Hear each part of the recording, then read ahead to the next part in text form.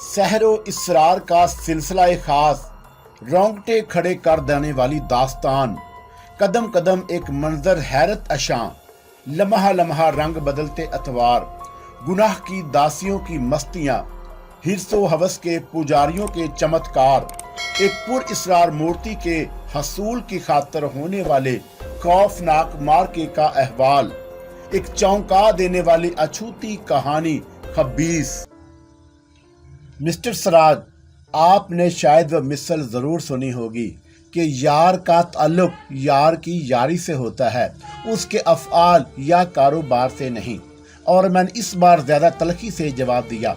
आपको याद होगा कि मैंने अक्सर अपनी छठी हिस्स के हवाले से आपके सामने कुछ शबहात का इजहार मुख्तलिफ मौका पर किया था, जो बाद में हरफ बहरफ हरफ दुरुस्त साबित हुई। इन बातों की बुनियाद पर अगर आप मेरे खिलाफ पुलिस की नुक्ता निगाह से कुछ मशकूक हों, तो मैं इस पर भी कोई एतराज करने की बजाय उससे भी आपकी पेशा वाराना सलाहियतों से ही ताबीर करूंगा। प्लीज मिस्टर शहबाज, यकीन कीजिए मेरा मतलब वो नहीं था जो आप समझ रहे हैं। सोचना और समझना हर फर्द का बुनियादी हक है, जिसे कानून की किसी भी शख्स से काबिल गिरफ्त नहीं किया जा सकता। मैंने तेजी से उठते हुए कहा, शायद मैंने इस वक्त यहाँ आकर आपको डिस्टर्ब किया। I am sorry for the wait. फिर मैं तेजी से सराज के कमरे से बाहर निकल गया और उस गरीब का मुंह खुले का खुला रह गया। टाइगर को ठिकाने लगाने और पांडे से नसीम का इंतकाम लेने के बाद मेरे हौसले बुलंद हो गए। कुर्सी और ताकत का नशा सिर्फ वही खूब जानते हैं जो उसका मजा चख चुके हों, और शराब का नशा जुदो वक्ती होता है। कुछ देर तक इंसान के कदम लड़खड़ाते हैं और उस पर सरूर की कैफे की लहर आती है, लेकिन फिर गुजर जाती है। लेकिन ताकत का नशा दो आतशा होता है। उसमें इंसान के कदम में कोई लर्जिश, कोई कपकपाहट नहीं होती, बल्कि उसके कदम और मजबूती से जमीन पर जम जाते हैं। और मेरी हालत भी कुछ ऐसी ही थी। कंबल पोश बुजुर्ग ने मुझे जो कुव्वत बख्शी थी, उसने मेरे अंदर एक नया जोश, एक नया वलवला पैदा कर दिया था। और अब तक दुश्मन मुझे कदम कदम पर बेबस करने की खातिर चोट देते रहे थे, और अब मेरी बारी थी। सराज एक ज़हीन और दयानतदार अफीसर था। उसने किसी के मुकाबल पार्टी का शुबा जाहिर करके यकीनन अपनी दूर अंदेशी का सबूत दिया था। ताली कभी एक हाथ से नहीं बजती, इसके लिए दूसरे हाथ की भी जरूरत होती है, और ये बात एक आम आदमी भी जानता है। सराज तो फिर एक तजर्बेकार ऑफिसर था, और मैं उसके कमरे से नागवारी का इजहार करके उठा।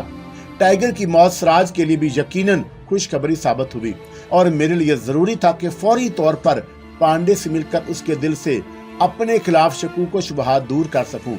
कोमल वर्मा की मौत के बाद उसने यकीनन मेरी ताकत का थोड़ा सा अंदाजा लगा लिया होगा।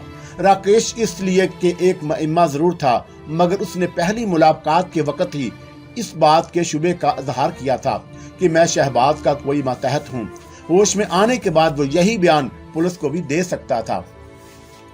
हर चंद के सराज या पुलिस डिपार्टमेंट को मेरे वर्कर्स में राकेश नाम का कोई आदमी ना मिलता, लेकिन मैं पुलिस को खुद से दूर रखना चाहता था। राकेश नामी किसी शख्स की अदम मौजूदगी में वो ये शुबा भी कर सकते थे कि मेरे ही किसी आदमी ने राकेश का मेकअप इख्तियार करके पांडे को जख्मी करने की साजिश की होगी।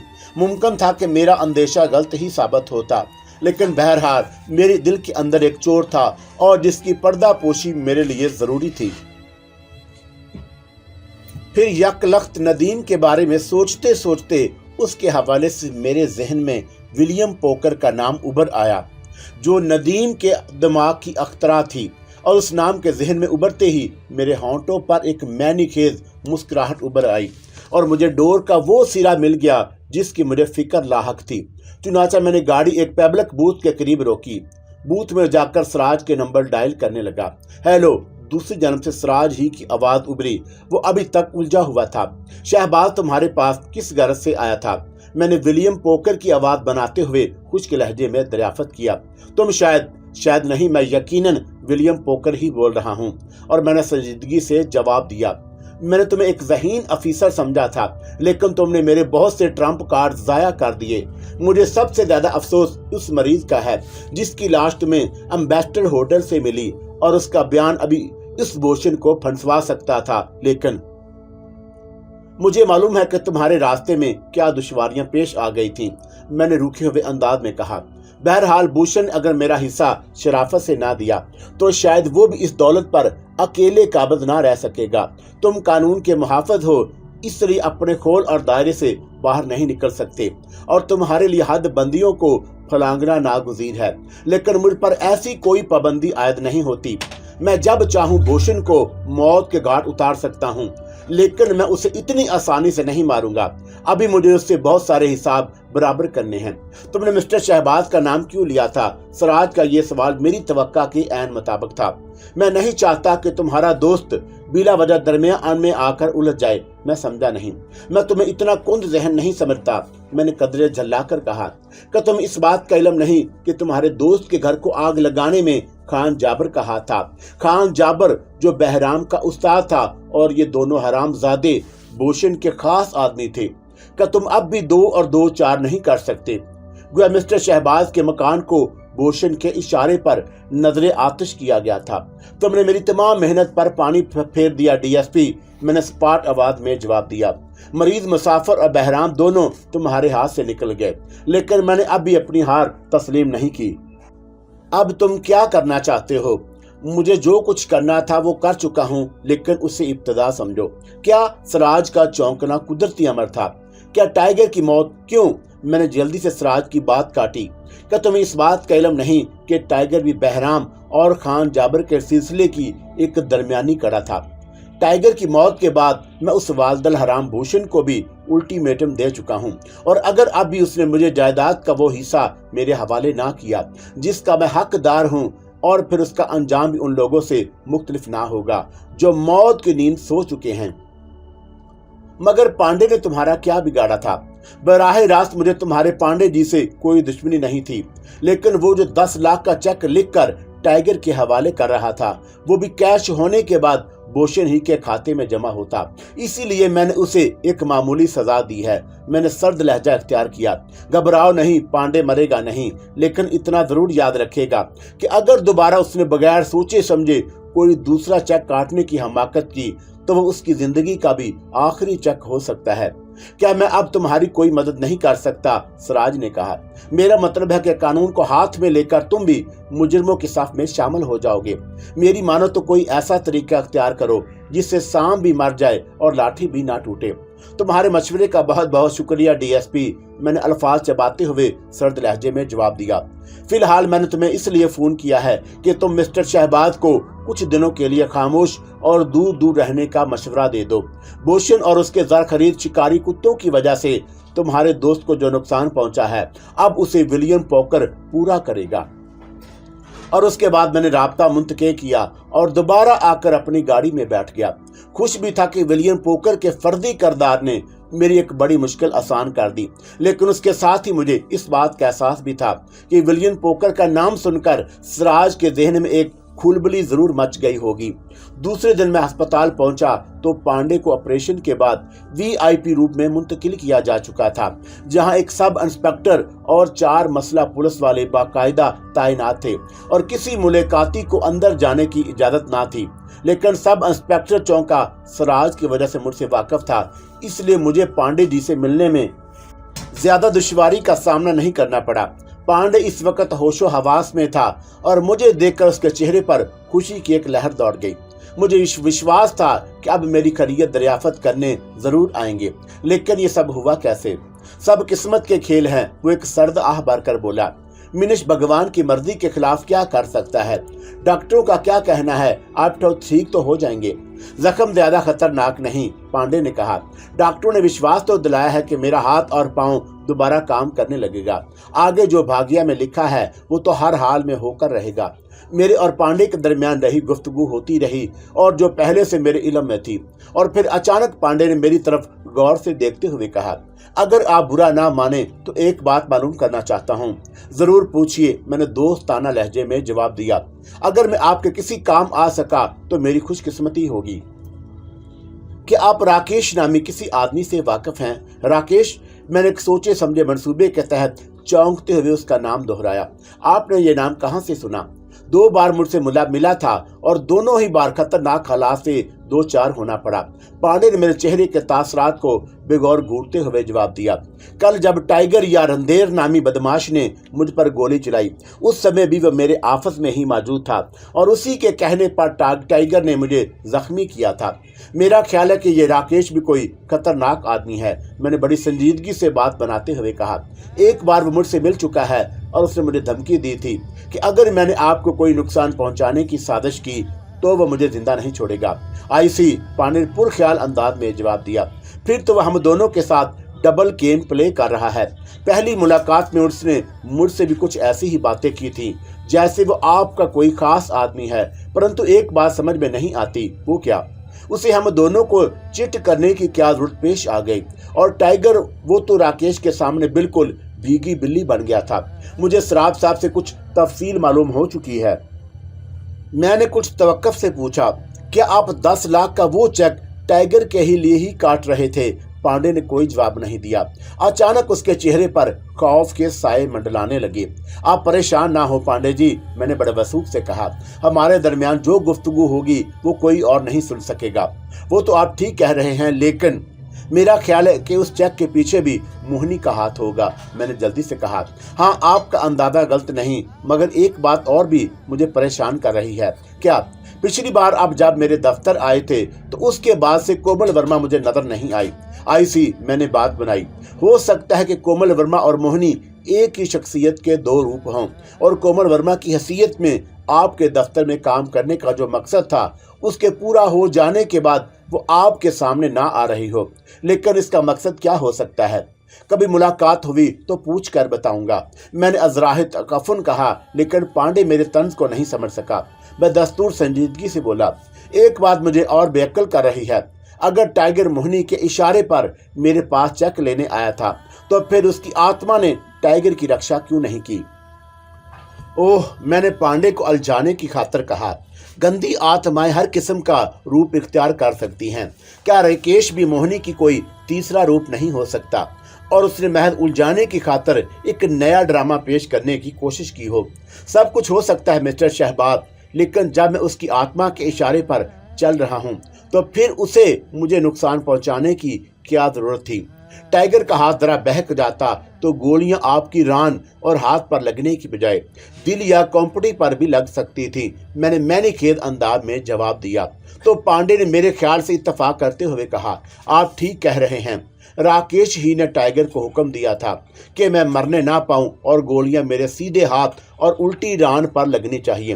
1 मिनट, मैंने बड़ी खूबसूरत अदाकारी करते हुए पूछा, क्या टाइगर और राकेश दोनों एक साथ आपके पास आए थे? नहीं, पहले टाइगर आया था और उसके कुछ देर बाद राकेश आया। उसी लम्हे सराज के कमरे में दाखिल हुआ तो मैं पांडे से हाथ मिलाते हुए उठ खड़ा हुआ। सराज की तरफ मैंने दीदा दानिस्ता कोई खास तवज्जो नहीं दी, बल्कि उसे नजरअंदाज करने की कोशिश की। मिस्टर शहबाज, सराज ने मुझे रोकने की कोशिश की। मुझे आपसे एक बात की वजाहत करनी है। फिर कभी सही, इतनी जल्दी भी क्या है? और आप तो जब चाहें पुलिस के वो कारिंदे भेजकर मुझे अपने दफ्तर में भी तलब कर सकते हैं, मैंने जहर खान से कहा और फिर तेजी से कमरे से बाहर निकल गया। मैं दरअसल सराज को इस बात का पूरी तरह एहसास दिलाना चाहता था कि उसने अगर मेरी जात पर दूसरी पार्टी होने का शुबा किया है तो वो गलत है। ये एक नफ्सियाती हरबा था जिसमें अभी तक मुझे नाकामी नहीं हुई। नदीम के बारे में मेरे ख्याल गलत नहीं था। वो फौरी तौर पर नसीम को पेश आने वाले हादसे की खबर सुनकर लंदन रवाना हो गया था और मेरे इस ख्याल की तस्दीक कसीनो के मैनेजर ने कर दी, लेकिन वो इस बात का कोई खातिर ख्वाह जवाब नहीं दे सका कि उसकी वापसी कब तक होगी। दफ्तर पहुंचकर मैंने सबसे पहले लंदन में नदीम से राब्ता कायम किया। आरफा अगर होती तो ये काम वो अंजाम देती, लेकिन वो दूसरों की नज़रों में मर चुकी थी और मैंने उसकी सीट पर अभी किसी दूसरे को तैनात नहीं किया था। और नदीम से मेरी गुफ्तगू ज्यादा तवील नहीं हुई। उसके बयान के मुताबिक नसीम हस्बे मामूल सुबह के वक्त अपना नाश्ता तैयार कर रही थी कि गैस का चूल्हा एकदम इतनी तेजी से भड़का कि वह बुखला गई और फिर उससे बेशतर कि वह संभल कर खुद को महफूज कर सकती। आग के शोलों ने उसके चेहरे को अपनी लपेट में ले लिया था और उसके बाद नसीम को उस वक्त होश आया जब वो अस्पताल में थी। डॉक्टरों का ख्याल है कि मैंने बेचैनी से पूछा। उसके चेहरे पर कोई नुकसान तो नहीं पहुंचेगा। जो होना था वो हो चुका, नदीम ने सर्द लहजे में जवाब दिया। और मोहिनी की इतला गलत नहीं थी। नसीम की पेशानी पर एक स्याह दाग नुमाया तौर पर बाकी रह गया है और उसके बारे में अभी यकीन से कुछ नहीं कहा जा सकता। हो सकता है कि पट्टियां तब्दील करते करते वो निशान मिट जाए और ये भी मुमकिन है कि वो फैलकर पूरी पेशानी को स्याह कर दे। डॉक्टर अभी तक खुद भी कोई फैसला नहीं कर सके उसके सेहतमंद होने में कितने दिन लगेंगे। उसके बारे में अभी कुछ यकीन से नहीं कहा जा सकता। परेशान मत हो, मैंने उसे तसल्ली दी। 1-2 रोज में भी नहीं, नदीम ने सख्ती से ताकीद की। तुम यहाँ आने की हमाकत ना करना। अगर तुम मैदान से हट गए तो आंटी और आरफा को भी कोई खतरा लाहक हो सकता है। लेकिन मुझे इस बात का इल्म है मेरे दोस्त कि तुम नसीम को बहुत प्यार करते हो, लेकिन ये क्यों भूल रहे हो कि वो अब मेरे वजूद का भी एक अहम हिस्सा बन चुकी है। नदीम ने समझाने की कोशिश की। मैं नसीम की देखभाल कर रहा हूँ। हो सकता है कि हालात कुछ बेहतर हों तो मैं उसे लेकर वापस आ जाऊं। और मैंने कोई जवाब नहीं दिया। मेरे सीने में इंतकाम की आग भड़क रही थी। क्या सोच रहे हो? मेरा मशवरा है कि तुम नसीम को लेकर यहाँ आ जाओ, मैंने खुद पर काबू पाते हुए कहा। हमारे मुल्क में भी दुनिया के बेहतरीन सर्जन और डॉक्टर मौजूद हैं। आरफा का क्या ख्याल है? नदीम ने मेरी बात नजरअंदाज करते हुए कहा। उसकी जिंदगी की इतला अभी किसी और को नहीं मिली। नहीं, फिलहाल लोग उसे मुर्दा ही समझ रहे हैं। शहबाज, नदीम संजीदगी से बोला, मेरा एक मशवरा मानोगे? कहो। तुम पहली फुर्सत में आरफा के साथ शादी कर लो। आंटी की ख्वाहिश यही है और फिर जिंदगी और मौत का क्या भरोसा। कौन जाने किस वक्त किसकी आंख हमेशा के लिए बंद हो जाए और दूसरों के दिलों की हसरत दिल की दिल में ही रह जाए। तुम्हारी बात मैं समझ रहा हूँ। आरफा मुझे भी पसंद है, अम्मी को भी, लेकिन अभी हालात मवाफक नहीं। मैं नहीं चाहता कि वो बीवी बनने के बाद बेवा हो जाए। ये हालात उस वक्त भी थे जब मैंने नसीम को अपनाया था। उसकी माँ का इबरतनाक अंजाम याद है ना तुम्हें? नदीम ने दलील पेश की। तागूती कुव्वतें और हमारे बदतरीन दुश्मन इस वक्त भी हमारे खिलाफ एक के बाद दूसरा महाज खोल रहे थे और किसी वक्त भी कोई सनसनाती हुई जहर आलूद गोली मेरी जिंदगी का चिराग गुल कर सकती थी। ऐसी सूरत में नसीम को भी वही सदमा पेश आ सकता था जिसका आधार तुम आरफा के लिए कर रहे हो। मैं तुम्हारी बात की तरदीद नहीं करूंगा। कुदरत को जो कुछ मंजूर होता है वो हर हाल में पूरा होता है, लेकिन ऐसी हालत में कि जब तुम शादी का यकीन दिलाओ, मैं नसीम को वापस लाने में देर नहीं लगाऊंगा। ठीक है, मैं आज ही अम्मी से तुम्हारी ख्वाहिश का इजहार करूंगा।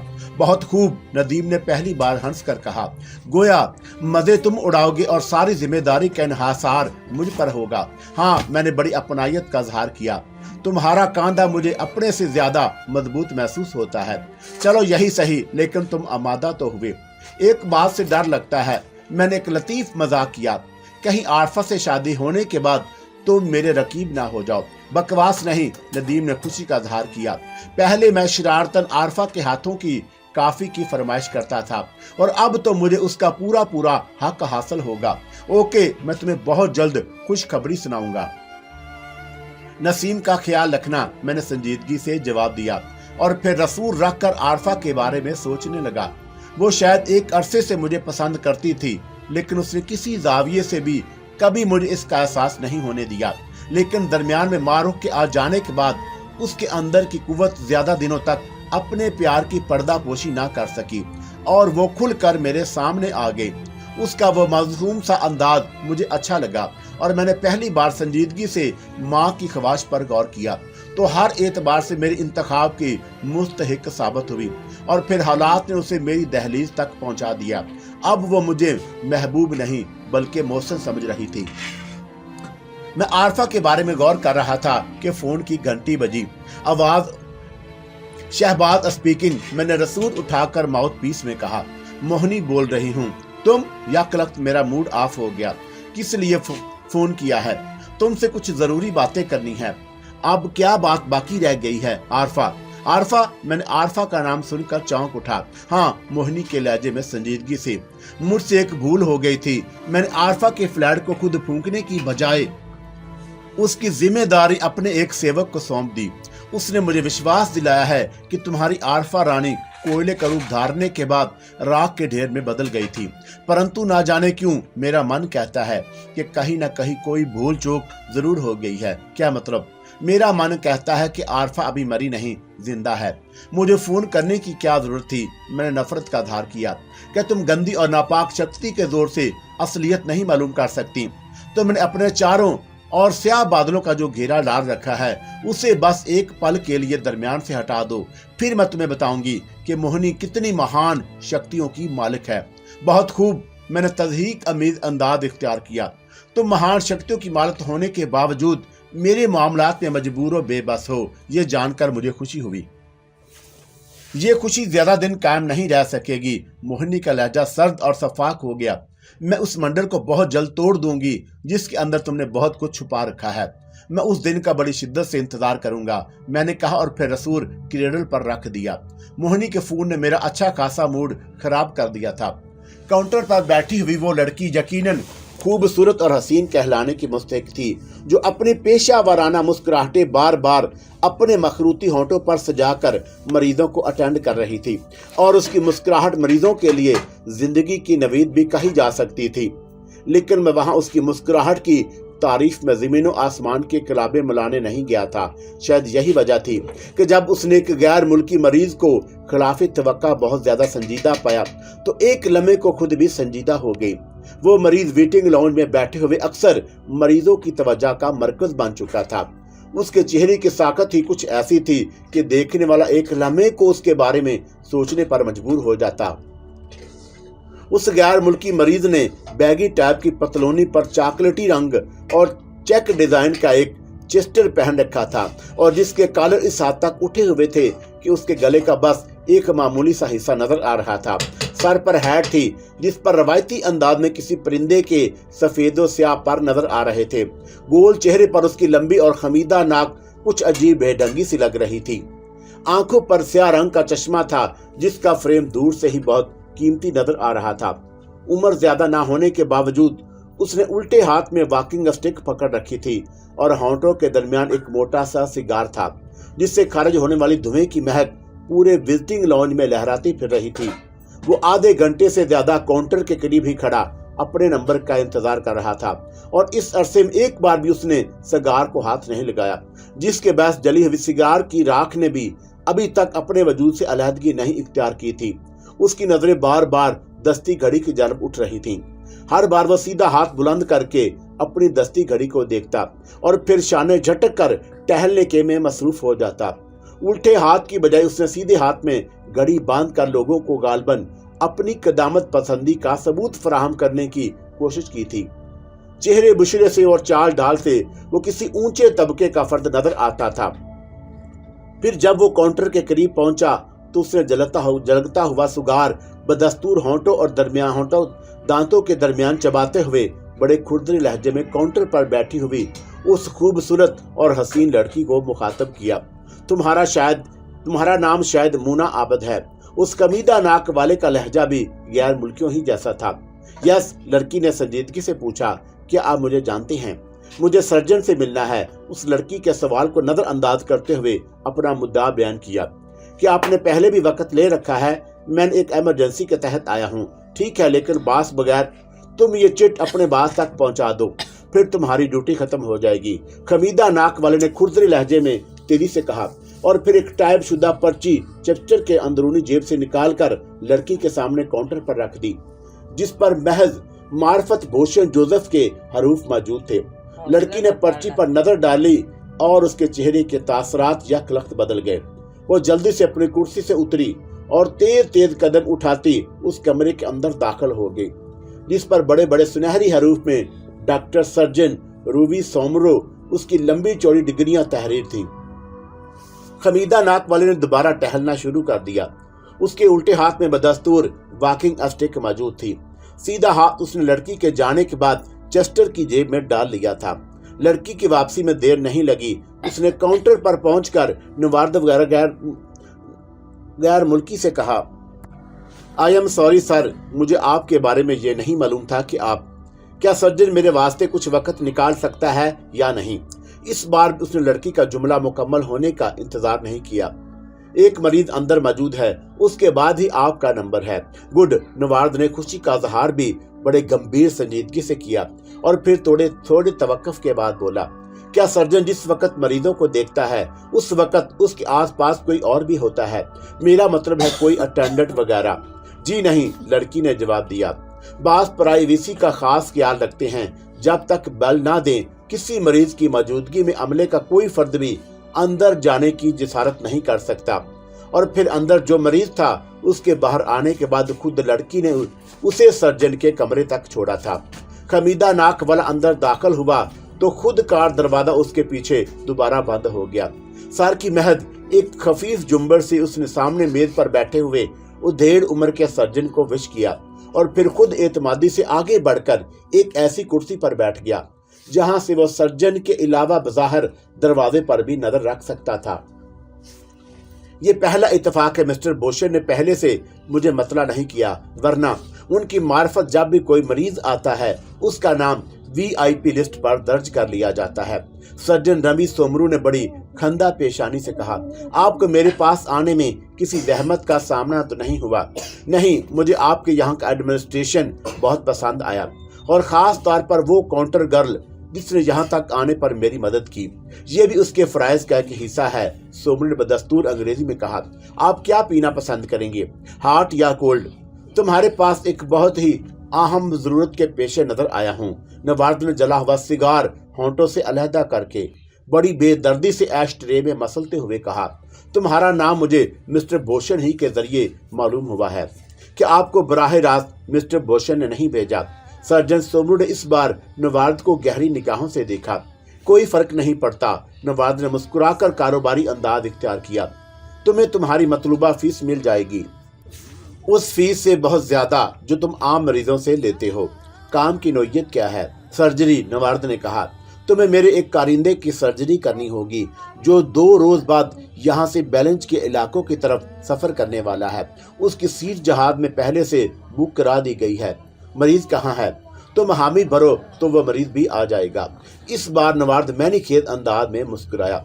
ऑपरेशन का फैसला मैं मर्द की नौयत जाने बगैर नहीं कर सकता। सर्जन सोमरू ने होंठ चबाते हुए जवाब दिया। नवार्द की बेतकल्फी और उसके तकल्लुम का अंदाज शायद अब सर्जन को पसंद नहीं आया था। पाउडर। नवार्द ने एक लम्हे के बाद किन अखियों से बंद दरवाजे की तरफ देखते हुए कहा। उसके साथ ही उसने चेस्टर की जेब से अपना फाउंटेन पेन निकाल लिया। पाउडर। सर्जन ने हैरत से वजाहत चाही। सर्जन, क्या तुम इस कलम की कीमत का अंदाजा लगा सकते हो जो मेरे हाथ में मौजूद है? मेरा ख्याल है कि आप अभी किसी पाउडर के बारे में गुफ्तगू कर रहे थे। सर्जन के चेहरे से अब बेजारी मतरशे थी। पाउडर की गुफ्तगू से पहले तुम्हें इस कलम की कीमत का अंदाजा हो जाए तो शायद हम ज्यादा दोस्ताना माहौल में खुलकर कोई डील कर सकते हैं। डील? मैं समझा नहीं।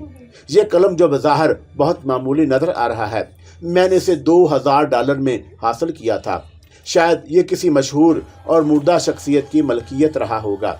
सर्जन ने सपाट अंदाज में कहा, यह दरअसल फाउंटेन पेन नहीं माय डियर। नवार्द ने सरसराते हुए लहजे में जवाब दिया, ये इंतहाई ताकतवर खुर्दबीन है जिसके अंदर 2 गोलियां आ जाती हैं, लेकिन निशाना अगर सच्चा हो तो इसे इस्तेमाल करने वाले को दूसरी गोली चलाने की जहमत नहीं उठाना पड़ती। मैं समझा नहीं। सर्जन ने अपनी रिवॉल्विंग चेयर पर पहलू बदलते हुए कहा, मुझे इस बात पर भी हैरत हो रही है कि आखिर आप मिस्टर बोशन का नाम इस्तेमाल करने की क्या जरूरत थी, ताकि तुम पाउडर के हवाले से सर्जरी की नौयत भी आसानी से समझ लो। क्या मतलब? तुम्हें हरी राम या कृष्ण वर्मा की मौत की इतला मिल चुकी होगी। नवार्द ने इस बार सर्द अंदाज इख्तियार किया। वही मरीज जिसकी सर्जरी बैरून मुल्क माइकल अस्ट्रांग करता था और तुम बाकी काम यहाँ अंजाम देते थे। कौन हो तुम? सर्जन चौंका। उसके चेहरे पर खौफ और हैरत के मिले जुले तासरात फैलकर गहरे होते जा रहे थे। बोशन की तरह तुम मुझे भी एक कारोबारी शख्सियत समझ सकते हो। वो सर्जरी के जरिए हीरे जवाहरात का कारोबार करता था और मैं भी सर्जरी ही के जरिए पाउडर का कारोबार करना चाहता हूँ और ये खिदमत हर कीमत पर तुम्हें अंजाम देनी होगी। मेरा ख्याल है कि शायद अब तुम समझ चुके होगे कि पाउडर से मेरी मुराद हीरोइन है, जिसे तुम सर्जरी के जरिए मेरे आदमी के जिस्म में इस तरह महफूज करोगे कि कोई उसका सुराग ना पा सके। मेरा ख्याल है कि तुम्हें मेरे बारे में जरूर कोई गलतफहमी हो गई है। गलतफहमी नहीं सर्जन, नवार्ड ने बड़ी हकारत से कहा। गलतफहमी कहो, इसलिए कि मैं जानता हूं कि भोजन जोसेफ की तरह तुम भी ग्रास ब्रेड हो।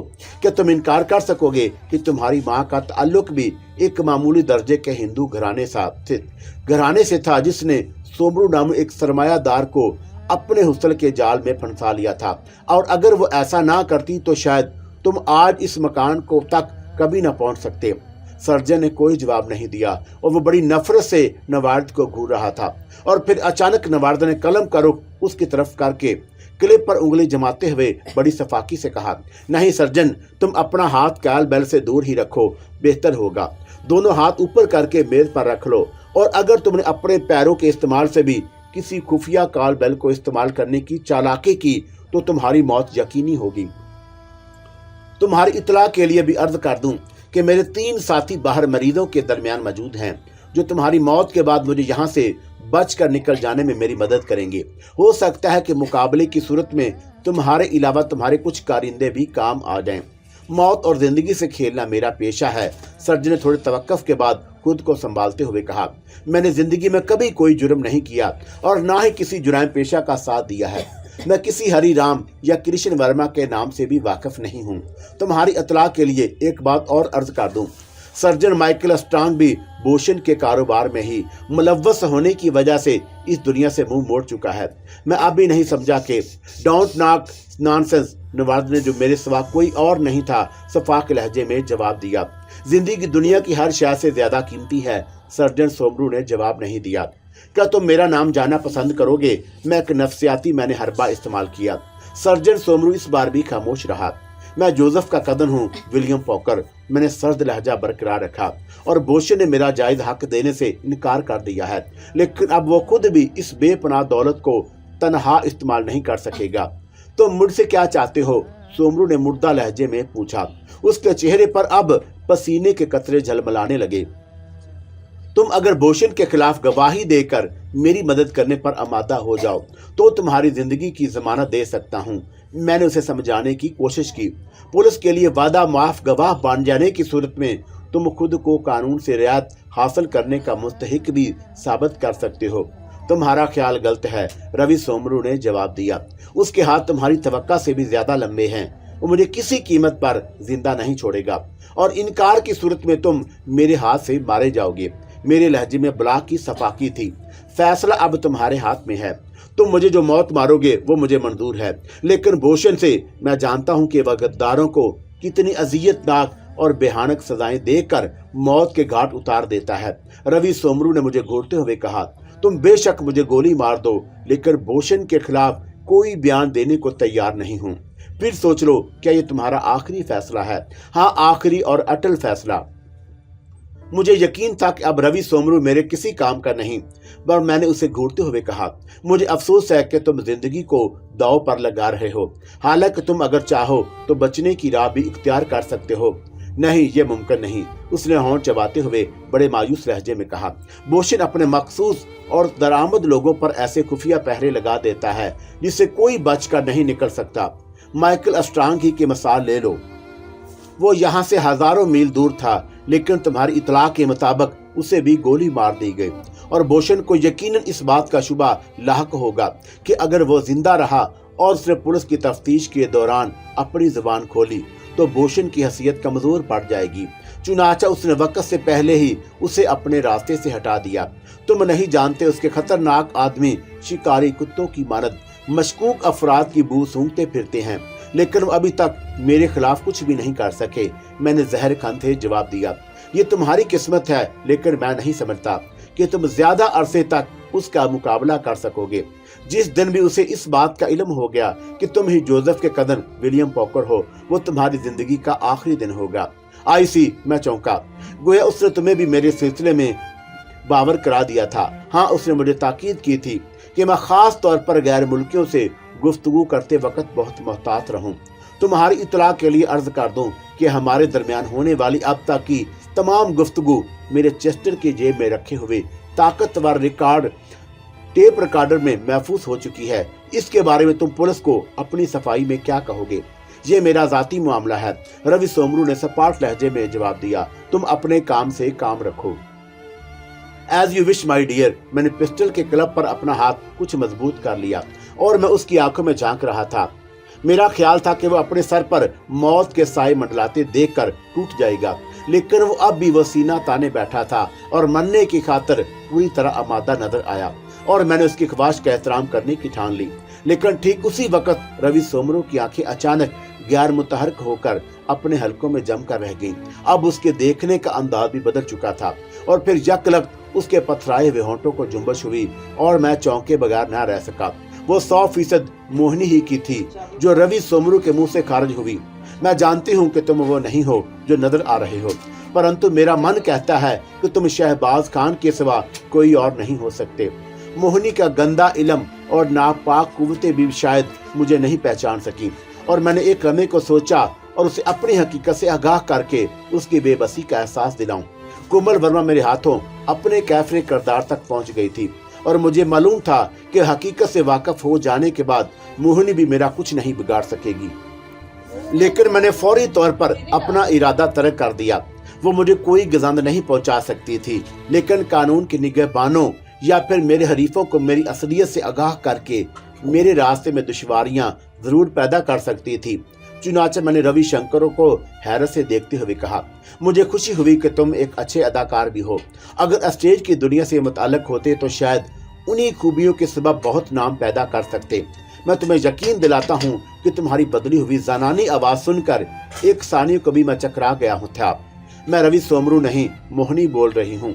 मोहिनी ने मुझे रवि सोमरू की फटी फटी आंखों से घूरते हुए कहा, वही मोहिनी जो इस कोमल वर्मा की बहन है जिसे तुमने मार डाला था।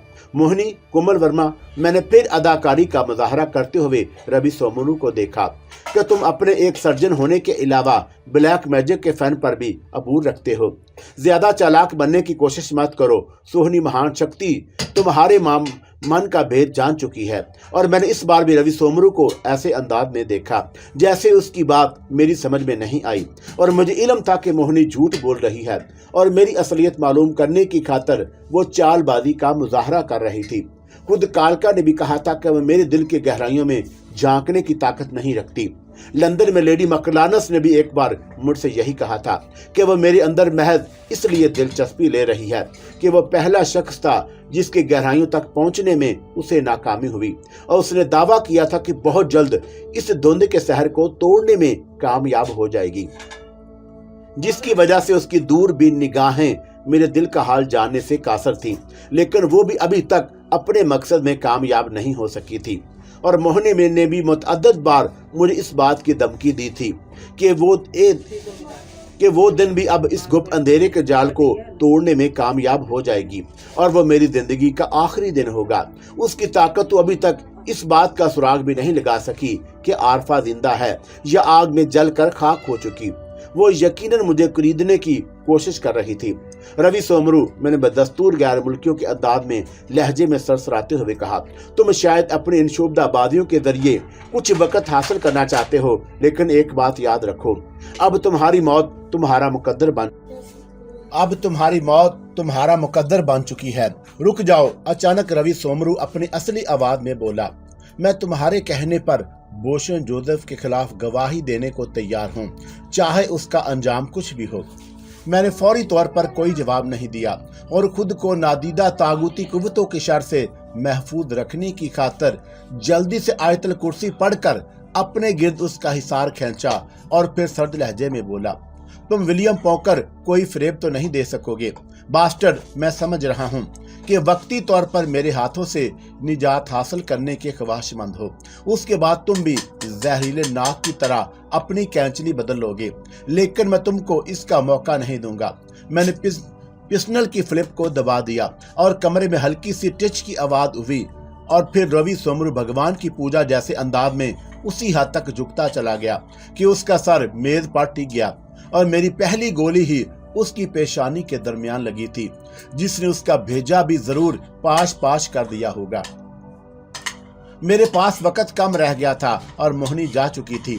वो मेरे रास्ते में दुश्वारियां भी पैदा कर सकती थी, चुनाचा मैंने जल्दी से रवि सोमरू के मुर्दा जिस्म को घसीट कर वॉशरूम के अंदर डाला, खून के धब्बों से तेजी से साफ किया और फिर निहायत आराम से दरवाजा खोलकर बाहर निकल गया। और मुझे यकीन था कि अगर मोहिनी की गंदी रूह वहां मौजूद भी हुई तो उसने सिर्फ रवि सोमरू को मरते देखा होगा और मेरी नकलो हरकत से वाकिफ नहीं हो सकेगी। इसलिए मैंने बदस्तूर अपने इतराफ हसार बांध लिया था और जिसके अंदर कोई और ताकत दाखिल नहीं हो सकती थी। बाहर आकर मैंने गाड़ी स्टार्ट की और फिर तेजी से ड्राइवर करता हुआ जाए हादसा से बहुत दूर निकल गया। और आधे घंटे बाद ही मैं विलियम पोकर की ही आवाज में मैंने एक बूथ से फोन करके सिराज को रवि सोमरू की मौत की इत्तला दी। 1 मिनट सिराज ने तफसील के बाद बेचैनी का मुजाहरा किया। क्या तुम मुझे उसकी मौत की वजह नहीं बताओगे? सिर्फ इतना बताना जरूरी समझता हूँ कि रवि सोमरू ही वो सर्जन था जो बोशन के कीमती मरीजों का ऑपरेशन करके हीरे जवाहरात की थैलियां बरामद करने की ड्यूटी अंजाम देता था। तुम ये बात पुलिस को पहले भी बता सकते थे। फायदा क्या होता? मैंने सपाट लहजे में कहा। तुम्हारी पुलिस ने बहराम के सिलसिले में क्या किया था? और मैंने तुम्हें जिस अहम तरीन मरीज की इतला दी वो बोशन को कानून के आहनी शिकंजों में जकड़ने के लिए बहुत मौसर हो सकता था, लेकिन तुम उस मौका पर भी बेबस हो गए थे। टाइगर की मौत ने भी तुम्हारे रास्ते से एक अहम सबूत मिटा दिया। सिर्फ पांडे बाकी है, लेकिन वो बोशन के सिलसिले में तुम्हारी कोई मदद नहीं कर सकेगा। क्या तुम्हारी नजर में अभी ऐसे कुछ और लोग भी हैं जो बोशन को हिरासत में लेने में मेरी मदद कर सकें? ऊपर से मिलने वाली काल या फिर किसी बड़ी हस्ती की एक चिट तुम्हारे कानून को फिर से बेबस कर देगी। मैंने हकार से कहा। अभी मेरे पास एक हरबा है जिसके इस्तेमाल के बाद बोशन को दिन में तारे नजर आ जाएंगे, लेकिन अब मैं तुम्हें कोई टिप नहीं दूंगा। मैं खुद उस हरामजादे से अपना हिस्सा हासिल करूंगा। जज्बाती बनकर तुम खसारे में रहोगे। मेरी बात मानो। मैंने सिराज की पूरी बात सुनने की जरूरत महसूस नहीं की और सिलसिला मुंतके करके फोन से बाहर आ गया। नदीम की आवाज सुनकर मैं अपनी ख्वाबगाह से बाहर निकला तो दिन चढ़ चुका था और मैंने बाहर आकर अजीब समा देखा। नसीम, जिसकी पेशानी पर अभी तक पट्टियां बंधी हुई थीं, मेरी माँ के सीने में छुपी आहिस्ता आहिस्ता सिसक रही थी। आरफा उसके करीब ही बैठी उसको तसल्ली दे रही थी और मैंने नदीम की सीमत देखा, लेकिन उसका चेहरा किसी किस्म के अंदरूनी जज्बात के अजहार से यकसर आरी था और उसने बस एक नजर मुझ पर डाली और फिर नसीम की जानिब मुतवज्जा हो गया। मैं कदम बढ़ाता हुआ माँ के करीब गया और मैंने नसीम को होले से आवाज दी तो एक लम्हा को उसकी सिसकियां थम गई। उसने गर्दन घुमाकर मेरी तरफ देखा और फिर दोनों हाथों में चेहरा छुपाकर सिसकियां भरने लगी। वो बहुत ज्यादा खौफजदा और सहमी सहमी सी नजर आने लगी। उसके चेहरे पर वो पहले जैसी ताजगी और शिगुफ्तगी नहीं थी। मैंने करीब जाकर उसके सर पर मोहब्बत से हाथ फेरते हुए कहा, रो क्यों रही है पगली? अभी तेरा भाई जिंदा है। यहाँ से एक से बढ़कर एक सर्जन और डॉक्टर मौजूद है। मैं तेरे इलाज में कोई कसर नहीं छोड़ूंगा और मेरा दिल गवाही देता है कि तू जरूर अच्छी हो जाएगी। फिर भी मैं जज्बाती हो गया और मैं तुझसे वादा करता हूँ कि तेरे पेशानी के दाग को मिटाने की खातिर मेरे जिस्म का एक कतरा खून भी काम आया तो दरेग नहीं करूंगा। नसीम, परेशान मत हो, आरफा ने कहा। प्लास्टिक सर्जरी ने अब बहुत तरक्की कर ली है। वो बूढ़ों को भी हैरत अंगेज तौर पर जवान बना देती है। तुम्हारी पेशानी का दाग मिटाना उनके लिए बाएं हाथ का खेल होगा। खुदा करे ऐसा ही हो। माँ ने दुआ दी और फिर नसीम को दोबारा अपनी शफकत भरी आगोश में समेट कर बोली, तुम्हारे आने का मुझे शिद्दत से इंतजार था। पूछो क्यों? क्यों? नसीम ने रुंधी हुई आवाज में पूछा। मैं आरफा और शहबाज की शादी करना चाहती हूँ और अब तुम भी आ गई हो तो इस नेक काम में देर नहीं होगी। मैं आज शाम ही इन दोनों का निकाह पढ़वा देती हूँ। अम्मी हजूर, मैंने कुछ कहना चाहा, बस मैं तेरी बहुत सुन चुकी। अब वही होगा जो मैं चाहूंगी। माँ ने मुझे बोलने का मौका नहीं दिया और नसीम ने मेरी शादी की खबर सुनी तो उसने जल्दी से अपने आंसू पूछ लिए और उसके उदास चेहरे पर खुशी की एक लहर दौड़ गई और नदीम बदस्तूर अपनी किसी सोच में गुम था। नदीम, माँ ने उसे आवाज दी तो वो इस तरह चौंका जैसे सोते सोते अचानक उसकी आंख खुल गई हो।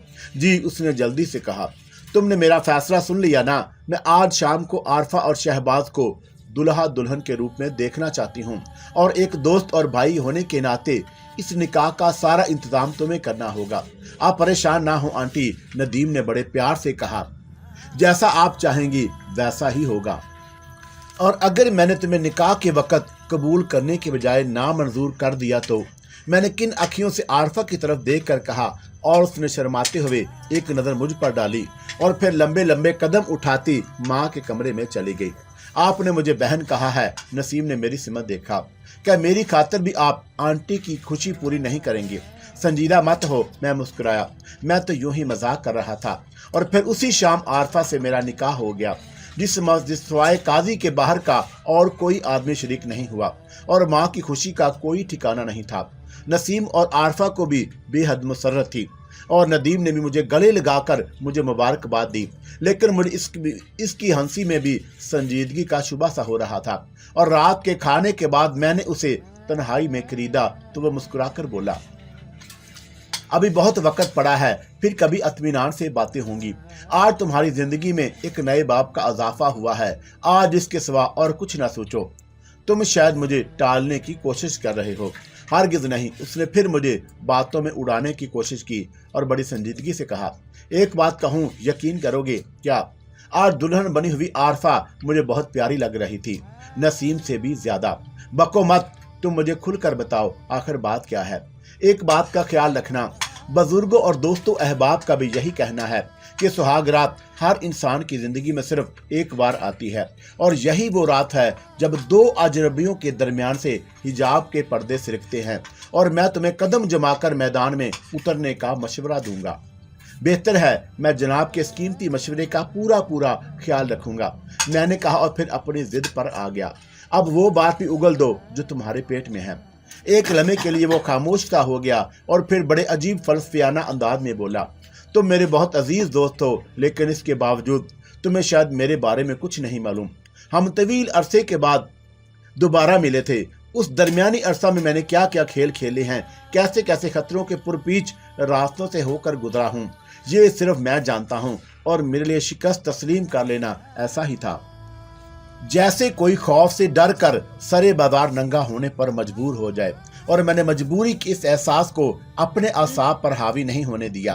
किसी सरकश मौज की तरह किनारों से टकराया जरूर, लेकिन फिर बफरे हुए समुंदर की तरह वापस लौट गया।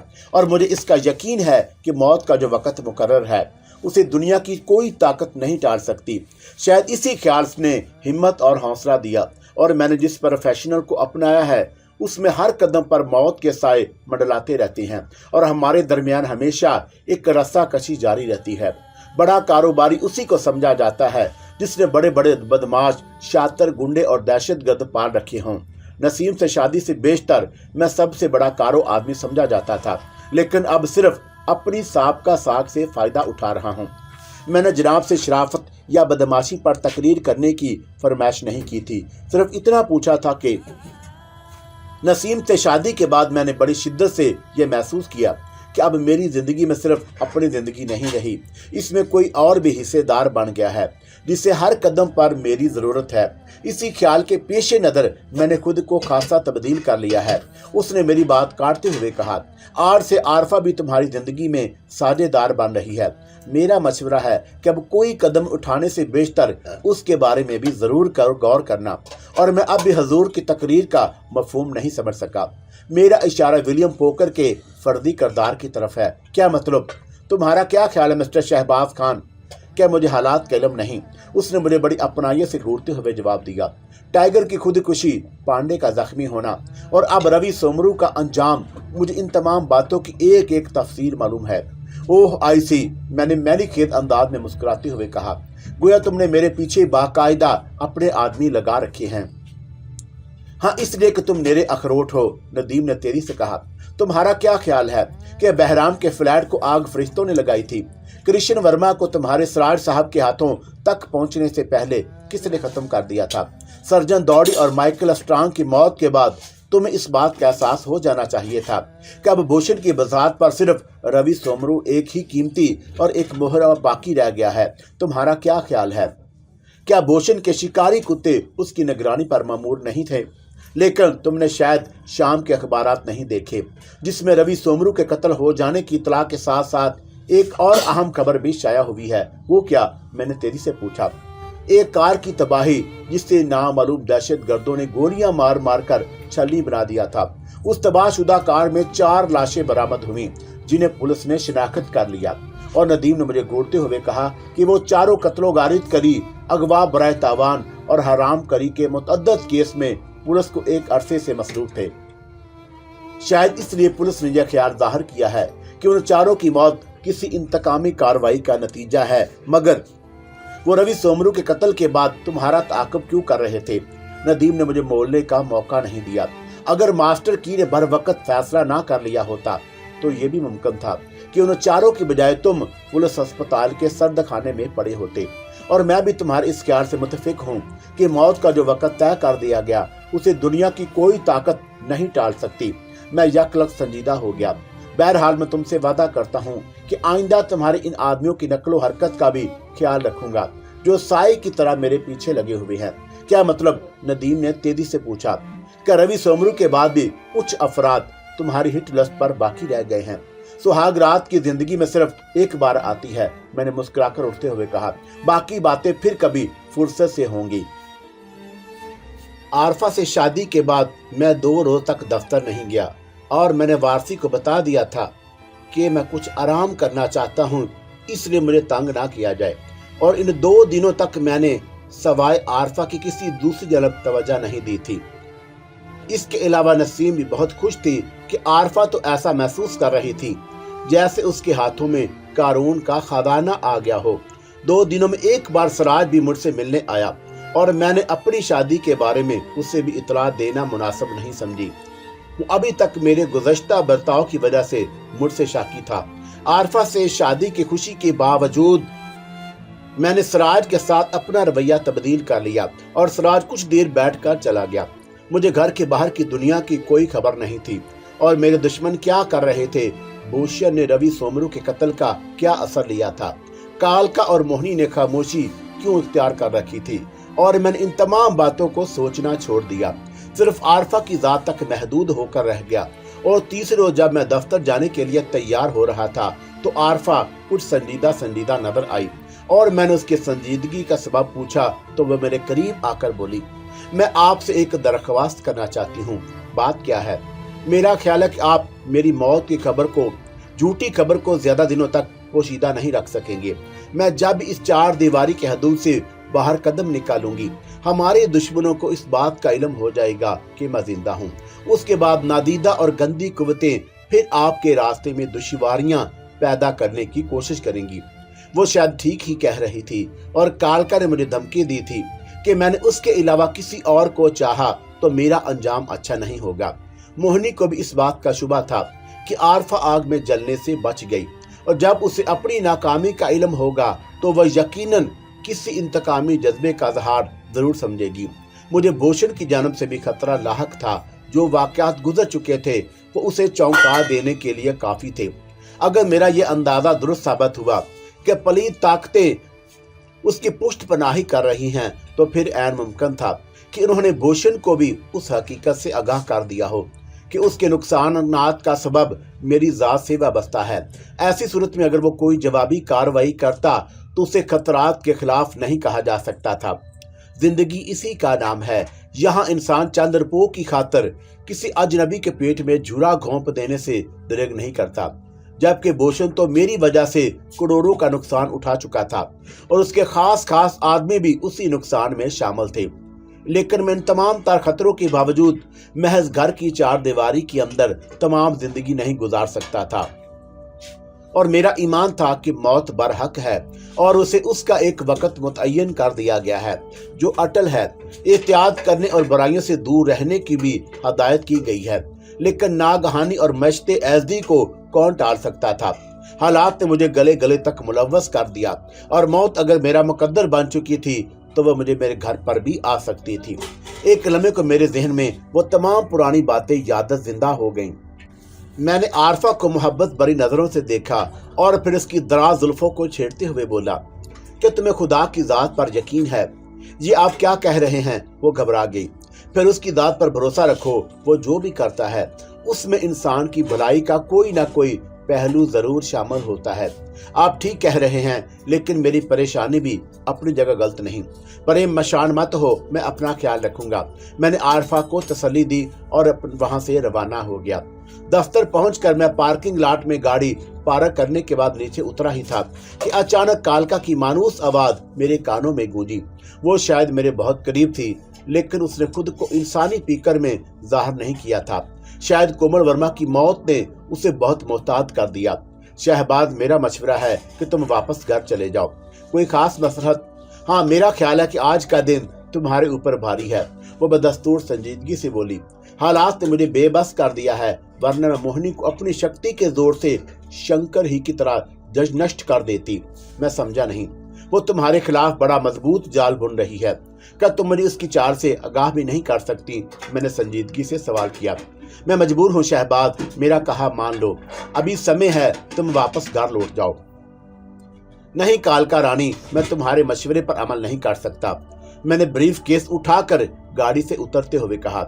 मोहिनी ने अगर मेरे लिए अपनी शैतानी कुव्वतों से कोई जाल बुना है, तो रहमानी कुव्वतें उस जाल की बंदिशों को कच्चे धागे की तरह तोड़ भी सकती हैं। क्या तुम्हें अब अपनी कालका रानी की बातों पर विश्वास नहीं? बात विश्वास की नहीं, हक व बातल की है, और बातल की सामने घुटने टेकने पर मैं मौत को तरजीह देना ज्यादा पसंद करूंगा। ठीक है, मैं जा रही हूँ, कालका ने हसरत भरी आवाज में जवाब दिया। मैं कोशिश करूंगी कि मोहिनी ने जो जाल तुम्हारे लिए बिछाया है उसका कोई तोड़ कर सकूं, परंतु विश्वास से कुछ नहीं कह सकती। अपना ध्यान रखना। और फिर कालका चली गई और मैं दिल ही दिल में मुस्कुराता हुआ अपने दफ्तर में आ गया। मेरे 2 दिनों की गैर हाजिरी में अच्छा खासा काम जमा हो गया था, जिसे सिर्फ मैं निपटा सकता था। मैंने वारसी को बुलाकर उससे दफ्तरी मालूमात के बारे में दरियाफ्त किया और फिर अपने काम में मसरूफ हो गया। दोपहर को खाना खा रहा था कि सराज का फोन आ गया।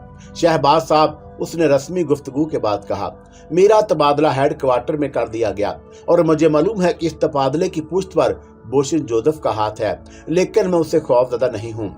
अगर आप इजाजत दें तो मैं इस सिलसिले में आपकी कोई मदद करूं। मेरा मतलब है कि आपके तबादले के सिलसिले में। शुक्रिया मिस्टर शहबाज, लेकिन मैं चाहता हूं कि बोशिन इस खुशफहमी में मुब्तला रहे कि उसके हाथ बहुत लंबे हैं। फराज के लहजे में खुद एतमादी थी। मुजरिम जब खुद को बहुत ज्यादा ताकतवर समझने लगता है तो फिर उस जख्म में उससे गलतियां भी सरजद होती हैं, और यही गलतियां उसे कानून के शिकंजों में फंसा देने का सबब बन जाती हैं। आप मेरा मतलब समझ रहे होंगे। जी हाँ, लेकिन फिलहाल आपकी हमदर्दी के 2 अल्फाज ही मेरे लिए बहुत हैं, और अगर कभी जरूरत पड़ी तो आपको जरूर जहमत दूंगा। सराज ने मेरी बात काट कर बड़े गंभीर आवाज में जवाब दिया और फिर सिलसिला मुंतके कर दिया, और मैं दोबारा फाइलों में मसरूफ हुआ तो नदीम का फोन आ गया। सुना है कि तुम्हारे सरार साहब आताब में आ गए हैं। ये सब बोजन जोसेफ की कमीनगी है। मुझे इल्म है, मुझे मोतबर जराए से ये भी इल्म हुआ है कि वो लॉ मिनिस्टर के साथ मिलकर तुम्हें भी नुकसान पहुंचाने का कोई प्लान कर रहा है। तुम्हारी मारुख बेगम किस दिन काम आएंगी? मैंने मुस्कुराते हुए बेजिगरी से कहा। क्या वो भी बोशन के आगे खुद को मजबूर समझ रही हैं? नहीं, तुम मारुख की ताकत का गलत अंदाजा लगा रहे हो। अब भी उसकी पलकों की एक जुम्बश लॉ मिनिस्टर की कुर्सी को हिला सकती है। बोशन को उसके लिए कोई हसीयत ही नहीं रखता। लेकिन नदीम कुछ कहते कहते रुक गया। लेकिन क्या? मैंने तेजी से दरियाफ्त किया। बोशन और लॉ मिनिस्टर के बारे में उससे बात की थी, लेकिन जानते हो वो उस काम के लिए क्या मुआवजा तलब कर रही है? क्या वो सिर्फ एक रात के लिए अपने खिलवत कदे में तुम्हारी मेजबानी के फराइज अंजाम देना चाहती है? शायद वो तुमसे पिछली मुलाकात में इस बात का इजहार कर चुकी है। I am sorry my dear, मैंने बेतकल्फी से जवाब दिया। पहले की बात और थी, लेकिन अब मैं आरफा की हक तलफी नहीं कर सकता, और मैं भी तुम्हें इसका मशवरा नहीं दूंगा, नदीम ने संजीदगी से कहा। मारुख जैसी औरतें बिल्कुल जोंक ही की तरह होती हैं, जो एक बार किसी से चमट जाएं तो आखिरी दम तक उसका खून पीती रहती हैं। और फिर तुमने क्या सोचा है? फिक्र मत करो, मारुख के अलावा भी मेरे पास मुतअद्दिद दूसरे जराए मौजूद हैं। काम अगर सीधी उंगलियों से ना निकला तो फिर हमें मजबूरन दूसरा रास्ता इख्तियार करना पड़ेगा। बहरहाल मैं तुम्हें अब अपने साय से भी मोहतात रहने का मशवरा दूंगा। बाकी बातें रात को होंगी। बशर्ते कि तुम आरफा की बजाय कुछ वक्त मेरे साथ भी गुजार सको। Don't be nonsense. मैंने मसनूई गुस्से का इजहार किया और फिर रसूल रख कर दोबारा जरूरी फाइलों में मसरूफ हो गया। काम इतना ज्यादा था कि मुझे वक्त का कोई एहसास ना रहा और मैं फाइलों में गुम था कि वारसी के कमरे में दाखिल होकर कहा, सर मुझे आपसे एक जरूरी और बड़ी अहम बात करनी है। मैंने नजर उठाकर दीवार गिर घड़ी की सीमत देखा। उस वक्त शाम के 5:45 का अमल था। क्या बात है मिस्टर वारसी, तशरीफ रखिए। मैंने थकन दूर करने की खातिर अंगड़ाई लेते हुए वारसी को मुखातब किया। सर, वारसी ने खड़े खड़े कहा, मैं आपके लिए एक बुरी खबर लाया हूँ। क्या? मैंने तेजी से दरियाफ्त किया। मिस्टर आबद को पुलिस ने कस्टम हाउस के बाहर से गिरफ्तार कर लिया है। गिरफ्तार कर लिया गया? मैं चौंक उठा। क्यों? उनके ब्रीफ केस से जरूरी कागजात की बजाय कंट्राबैंड सोना बरामद हुआ है। और इस वक्त आबद कहाँ है? मैंने तेजी से फाइल बंद करके उठते हुए कहा और मेरे जहन में कालका के कहे हुए जुमले गूंजने लगे। मैं समझ रहा था कि आबद के खिलाफ वो खतरनाक जाल मोहिनी के अलावा किसी और ने नहीं बिछाया होगा। इलाके के पुलिस स्टेशन में वारसी ने कहा, मुझे उस क्लर्क ने इतला दी है कि जो गिरफ्तारी के वक्त आबद के करीब ही मौजूद था और मैंने फौरी तौर पर नदीम को हालात से बाखबर किया और फिर तेजी से उस इलाके पुलिस स्टेशन की सिमत रवाना हो गया जहां वारसी की इतला के मुताबिक आबद को रखा गया था। क्यों शहबाज खान, अब तुम्हारे दिल की धड़कनें क्या कह रही हैं? मोहिनी की आवाज मेरे कानों में गूंजी। यही कि तुम बुजदल हो, कमीनी हो, मैंने जलाकर कहा। पुष्य से छुरा मारने वाले को मेरी जुबान में यही कहा जाता है।